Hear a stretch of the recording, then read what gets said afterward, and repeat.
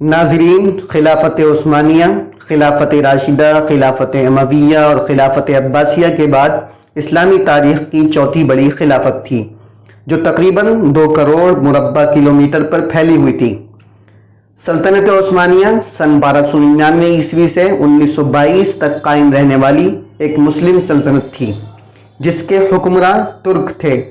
اپنے عروج کے زمانے میں یعنی 16ویں 17ویں صدی عیسوی میں یہ سلطنت 3 بر اعظموں پر پھیلی ہوئی تھی اور جنوب، مشرقی یورپ، مشرق وسطی اور شمالی افریقہ کا بیشتر حصہ اس کے ماتحت تھا۔ اس عظیم سلطنت کی سرحدیں مغرب میں اسٹریٹ آف جبرالٹر، مشرق میں بحیرہ کیسپیئن اور خلیج فارس، اور شمال میں آسٹریا کی سرحدوں، سلوواکیہ اور موجودہ یوکرین سے جنوب میں سوڈان، صومالیہ اور یمن تک پھیلی ہوئی تھی۔ مالدووا، ٹرانسلوانیا اور ولاچیا کے علاقوں کے علاوہ اس کے 29 صوبے تھے۔ عثمانی سلاطین کی مجموعی تعداد 37 ہے۔ عثمانی سلطنت کے تیسرے سلطان مراد اول نے یورپ میں فتوحات کے جھنڈے گاڑے اور 7ویں عثمانی سلطان محمد فاتح قسطنطنیہ فتح کر کے 1100 سال سے قائم بازنطینی سلطنت کا خاتمہ کر کے حدیث رسول اللہ صلی اللہ علیہ وسلم میں فتح قسطنطنیہ کے حوالے سے وارد ہونے والی بشارت کا مصداق بنے۔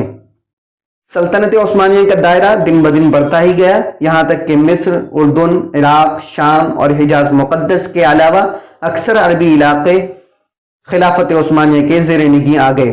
فلسطین بھی اسی کی ریاست تھی، شہر بیت المقدس بھی اسی کے شہروں میں تھا۔ ناظرین، کیا آپ جانتے ہیں کہ اتنی بڑی سلطنت اور خلافت کیسے قائم ہوئی؟ آئیے اس ویڈیو میں تفصیل سے جاننے کی کوشش کرتے ہیں۔ سلطنت عثمانیہ کا نام کسی نسل یا قوم سے نہیں بلکہ اس کے پہلے حکمراں سلطان عثمان غازی کے نام سے منسوب ہے۔ عثمان کے نام پر ہی اس کا نام سلطنت عثمانیہ ہے۔ عثمان غازی کے والد کا نام ارطغرل غازی تھا۔ اس وقت ترک قبیلوں کی شکل میں رہتے تھے۔ یہ تمام قبیلے خانہ بدوش تھے۔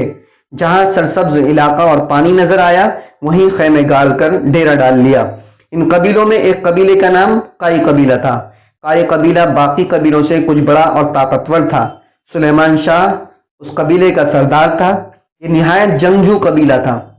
یہ وہ وقت تھا کہ مسلمان ہر جگہ کمزوری کا شکار تھے۔ منگول اپنا سر اٹھا رہے تھے۔ سلجوقی سلطنت اپنے زوال کے قریب تھی۔ سلیمان شاہ کا انتقال ہو گیا۔ اس کے 3 بیٹے تھے۔ منجلا بیٹا ارطغرل اپنے والد کا جانشین مقرر ہوا اور قبیلے کا سردار بنا۔ ارطغرل غازی بہادر، نڈر، جنگجو شخص تھا جو اپنے قبیلے کا دفاع کرنا خوب جانتا تھا، لیکن وقت وہ آ گیا تھا کہ منگول ہر طرف تباہی پھیلا رہے تھے۔ مسلمانوں کا قتل عام ہو رہا تھا۔ چنگیز خان کی فوجوں نے خوارزم شاہ سلطنت کو تباہ کر کے رکھ دیا تھا۔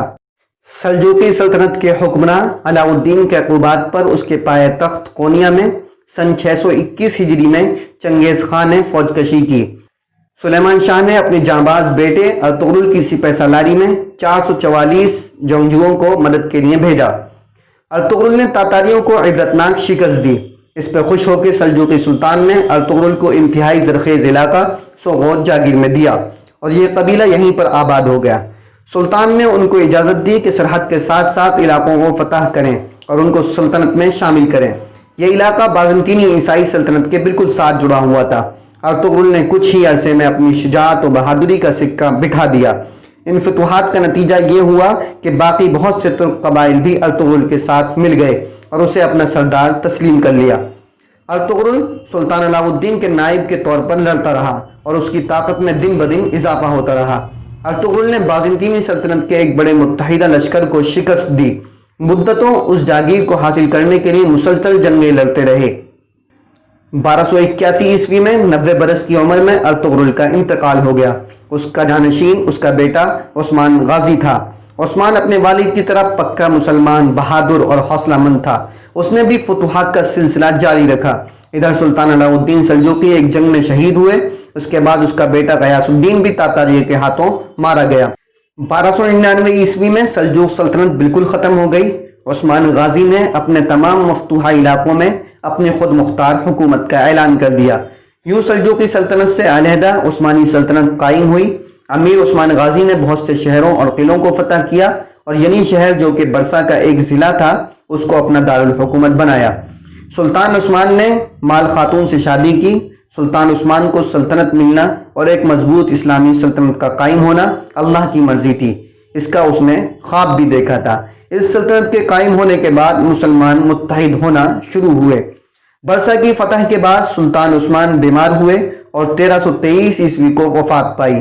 مرنے سے پہلے اپنے بیٹے اور خان کو ایک طویل نصیحت کی، اور خان سلطان بنا اور اپنے باپ کی پالیسی کو جاری رکھا، اور 150 سال کے اندر اندر یہ دنیا کی سب سے بڑی سلطنت بن گئی۔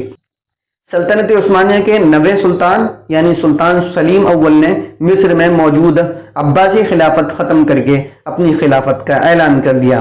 یوں خلافت بھی ان کی ہوئی اور سلطان سلیم اول سلطنت عثمانیہ کے پہلے خلیفہ بنے۔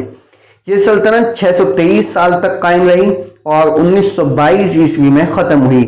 سلطان عثمان کے نام سے ہی سلطنت کو سلطنت عثمانیہ کہا گیا۔ انگلش میں اسے اوٹومن امپائر کہا جاتا ہے۔